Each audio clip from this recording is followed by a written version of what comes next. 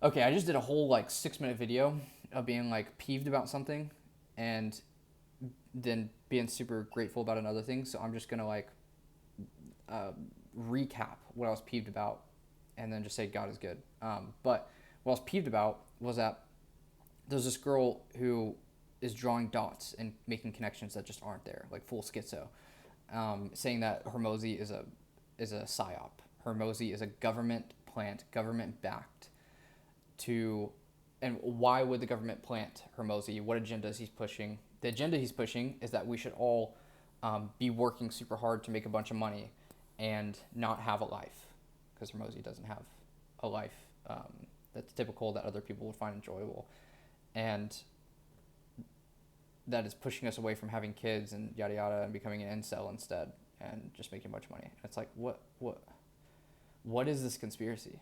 Like, what is, like, do we not have any critical thinking? Like, do we not have common sense anymore?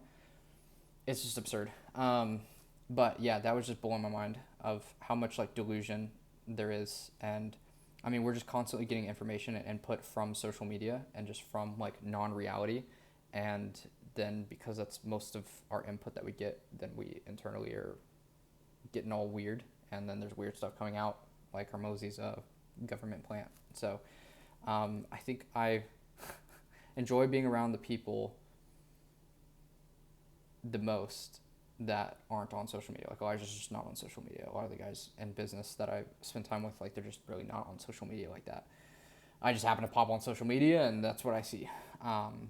But yeah, like, I don't scroll like that. It's just kind of a waste of time. So, anyways, that, and I was going over Malachi last night, and I tithed for the first time in like a very long time. And you should watch it. It's called Malachi Explained from Spoken Gospel. It was super cool.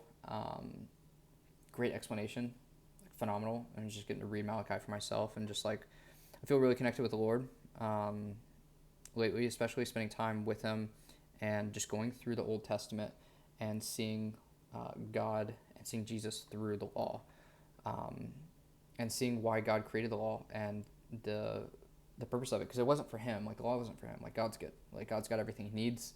Um, he doesn't need us to do something for Him, to prove something to Him, for Him to feel a type of way. Like, God is humility, right? Like, He created the law for us.